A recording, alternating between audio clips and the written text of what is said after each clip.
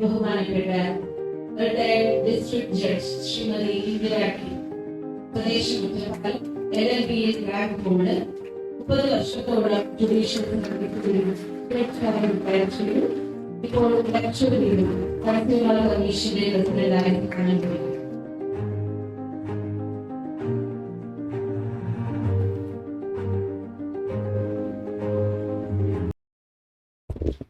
വേദിയിലിരിക്കുന്ന ബഹുമാനപ്പെട്ട സഹോദരിമാരെ, എന്റെ മുന്നിലിരിക്കുന്ന സഹോദരി സഹോദരന്മാരെ, ഇന്ന് മഹാശിവരാത്രി, അതോടൊപ്പം വനിതാ ദിനം, അതോടൊപ്പം വടക്കന്തര വേല, ഈ 3 ശുഭമുഹൂർത്തങ്ങളും കൂടി സംഗമിച്ച ഈ സമയത്ത് എനിക്കും നിങ്ങൾക്കും ഈ പരിപാലനമായ ഈ ഭൂമിയിൽ, അതായത് ഈ ബ്രഹ്മകുമാരി ഈശ്വര വിദ്യാലയം എന്ന ഈ പരിപാലനമായ ഭൂമിയിൽ നമുക്ക് പ്രസന്നമാവാൻ, നമ്മുടെ കാലുകളെ എത്തിച്ചേരാൻ, അല്ലെങ്കിൽ നമ്മുടെ ശരീരം എത്തിച്ചേരാൻ എന്തുമാത്രം ഭാഗ്യം നമ്മളും നിങ്ങളും ഞങ്ങളും ചെയ്തിരിക്കുന്നു എന്നാണ് ഞാൻ ഇവിടെ നിന്ന് ആലോചിച്ചത്.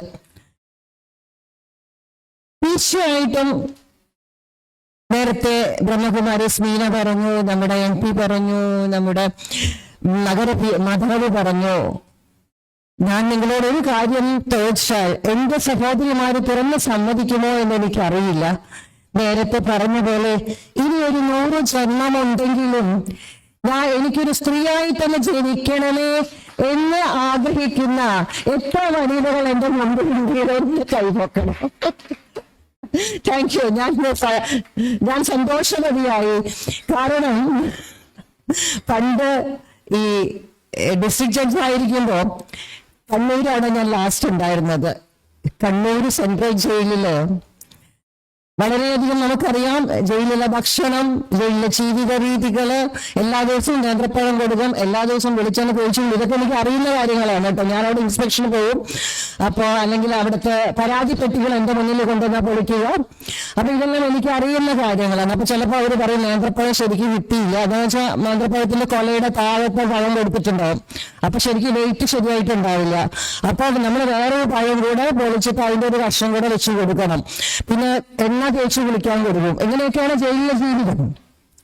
അപ്പൊ ഞാൻ ചോദിച്ചു, നിങ്ങൾ എത്ര പേർക്ക് ഇത്രയും സുഖകരമായ ഈ ജയിലിൽ നിന്ന് എത്ര പേർക്ക് പുറത്തു പോകണമെന്ന് അതിന്റെ ആനുവൽ സെലിബ്രേഷൻ ഞാൻ ചോദിച്ചു. അപ്പൊ എന്റെ മുന്നിലിരിക്കുന്ന ആയിരക്കണക്കിന് ആ ജയിൽവാസികളും കൈ പൊക്കി എന്നുള്ളതാണ് സത്യം. അപ്പൊ സ്വാതന്ത്ര്യം എന്ന് പറയുന്നത് ഒരു വളരെ ബന്ധുര കാഞ്ചന കൂട്ടിലാണെങ്കിലും ബന്ധനം തന്നെ ഭാര്യയിൽ പറഞ്ഞ കണക്ക് അവരെല്ലാവർക്കും പുറത്തു പോകണമായിരുന്നു. അപ്പൊ എനിക്ക് അവിടെയും സന്തോഷമായി. ഇന്ന് അതിനേക്കാൾ സന്തോഷമായി എന്റെ സഹോദരിമാർക്കെല്ലാം, എന്റെ മുന്നിലിരിക്കുന്ന സഹോദരിമാർക്കെല്ലാം ഇനിയും 100 ജന്മങ്ങൾ കിട്ടുമ്പോഴും സ്ത്രീയായി തന്നെ ജനിക്കണം എന്ന് പറഞ്ഞത് ശരിക്കും പറഞ്ഞാല് അതൊരു വലിയ അനുഗ്രഹമാണ്. കാരണം നമുക്ക് ഒരുപാട് കാര്യങ്ങള് ഈ ഭൂമിയിൽ ചെയ്യാനുണ്ട്. ഇത് ഏറ്റവും കൂടുതൽ എനിക്ക് ഇപ്പൊ വിഷമം തോന്നുന്ന കാര്യം, അല്ലെങ്കിൽ നിങ്ങളോട് ഞാൻ മറ്റുള്ള നമ്മുടെ MP-യും നഗരമാതാവും പറഞ്ഞു വ്യത്യസ്തമായിട്ടൊന്ന് ചലിക്കുകയാണ്. എനിക്ക് ഏറ്റവും കൂടുതൽ കുറച്ച് ദിവസമായിട്ട് എന്നെ ഹോൾഡ് ചെയ്തിരിക്കുന്ന സംഭവം എന്ന് പറഞ്ഞാല് നമ്മുടെ സിദ്ധാർത്ഥന്റെ മരണമാണ്. സിദ്ധാർത്ഥൻ എന്ന കുട്ടിയെ നമ്മൾ കൊന്നു. ഞാൻ രാഷ്ട്രീയം പറയാലോ, എനിക്ക് രാഷ്ട്രീയം ഉണ്ടെന്ന് നിങ്ങൾ ചിന്തിക്കണ്ട. പക്ഷേ ഞാൻ ആ പ്രതികളുടെ അച്ഛനെ കുറിച്ചാണ് ചിന്തിക്കുന്നത്. എനിക്ക് നിങ്ങളോട് പറയാനുള്ളത്, നമ്മുടെ കുട്ടികളെ വളർത്തുമ്പോൾ വളരെ ആത്മീയമായ സന്ദേശം കൊടുത്തുകൊണ്ട് നമ്മുടെ വളരെ നല്ല മനോഹരമായ കൈകൾ എന്റെ കുട്ടികളെ നിങ്ങൾക്ക് തന്നത് ഈ സമൂഹത്തിൽ ഒരുപാട് നല്ല കാര്യങ്ങൾ ചെയ്യാനാണ്. അല്ലാതെ ഒരിക്കലും നിങ്ങൾ കത്തിയും കൊലയാളിയാവാനല്ല, മറ്റൊരു വ്യക്തിയെ വേദനിപ്പിക്കാനല്ല എന്ന് പറഞ്ഞ് മറ്റൊരുത്തന്റെ വേദന, ഇവിടെ സിസ്റ്റർ പറഞ്ഞു, നമ്മളെ മറ്റൊരുത്തന്റെ വേദന പോലും നമ്മുടെ സൊസൈറ്റിയിൽ പ്രശ്നമുണ്ടാക്കുമെന്ന് പറഞ്ഞതുകൊണ്ട് ഞാൻ പറയുകയാണ്, നിങ്ങൾ കുട്ടികളെ നമ്മുടെ വീട്ടിലുള്ളവരെ തന്നെ നമ്മൾ പറഞ്ഞ് മനസ്സിലാക്കേണ്ടത് ഒരു കത്തിയും കൊടുവാളും എടുക്കാൻ വേണ്ടിയല്ല. എന്റെ മക്കളുടെ കൈകൾ ഒരുപാട് സേവനം, ഒരുപാട് പേരുടെ കണ്ണുനീര് തുടയ്ക്കാൻ വേണ്ടി മാത്രമാണ് നിങ്ങൾക്ക് ഈ ഭൂമിയിൽ ഞാൻ ജന്മം നൽകിയത് എന്ന് പറയുന്ന രക്ഷിതാക്കളെ നമുക്ക് വേണം. എങ്കിൽ മാത്രമേ ഇന്ന് നമുക്ക് നല്ല നല്ലൊരു ഭാരതം. നമ്മുടെ മോദിജി, പ്രധാനപ്പെട്ട മോദിജി എത്ര പ്രാവശ്യം പറയുന്നു, ഈ ഭാരതം നമുക്ക് വളരെയധികം സുരക്ഷിതമായിരിക്കണം, നമുക്ക് സന്തോഷമായിരിക്കണം, നമുക്ക് അത്രയും നല്ല ഭാരതം നമുക്ക് കെട്ടിപ്പടുക്കണമെന്ന് പറയുമ്പോൾ അതിനുവേണ്ടി തലമുറ വളരേണ്ടത് നിങ്ങളെ പോലെയുള്ളവരുടെ സന്ദേശങ്ങളെ കൊണ്ടാണ്, നിങ്ങളെ പോലെയുള്ള വളർത്തുന്ന മക്കളായിരിക്കണം. ഒന്ന് ആലോചിച്ച് നോക്കൂ. നമുക്ക് എപ്പോഴും ആലോചിക്കാം, മോദിജിയുടെ അമ്മയെ കുറിച്ച് ഞാൻ ആലോചിക്കും, എത്ര നന്നായിട്ടായിരിക്കും അവരെ വളർത്തിയത്.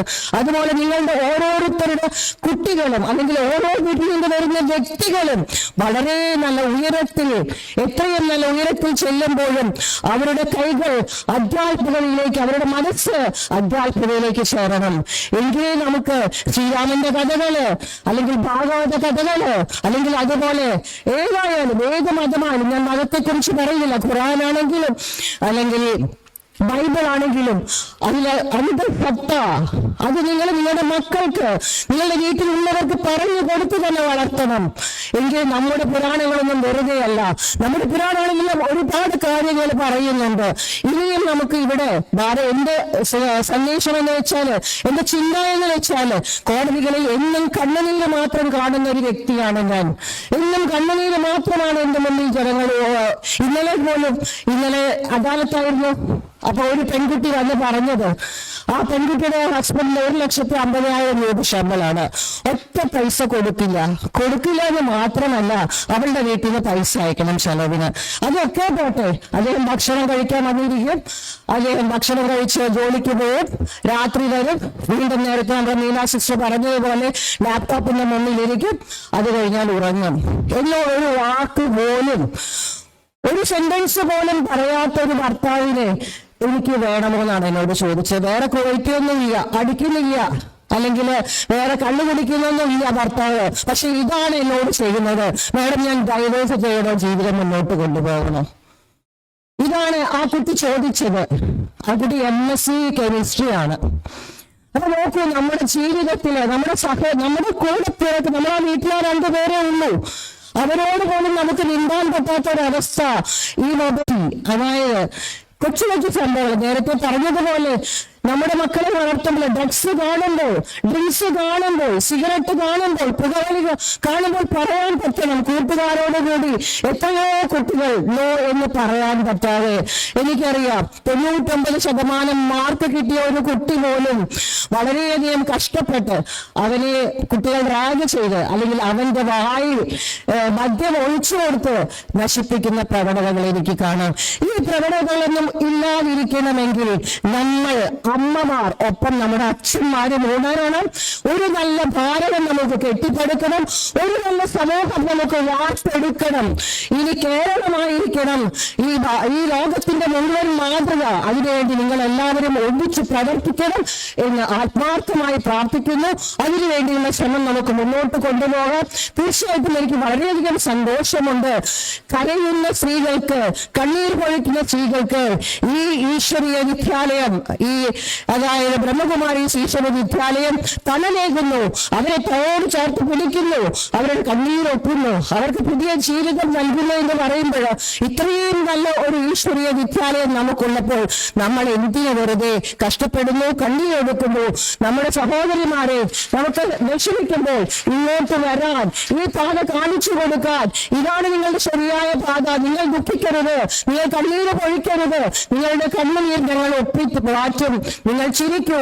എനിക്ക് പറയാനുള്ളത്, എന്റെ ഭാരതം എന്ന് പറയുന്നത് എല്ലാവരുടെ മുഖത്തും പുഞ്ചിരി തോന്നുന്ന, എല്ലാവരും ചിരിക്കുന്ന സ്ത്രീകളും പുരുഷന്മാരും സന്തോഷത്തിന്റെ ചിരി, ആ ഒരു ഭാരതമായിരിക്കും നമുക്ക് കഴിയാണ്ടത്. അതിനുവേണ്ടി നമുക്ക് ഒത്തൊരുമിച്ച് പ്രവർത്തിക്കാം എന്ന് മാത്രം പറഞ്ഞുകൊണ്ട് ഞാൻ എന്റെ വാക്കുകൾ ഭഗവാന്റെ മുമ്പിൽ സമർപ്പിക്കുന്നു. നന്ദി, നമസ്കാരം.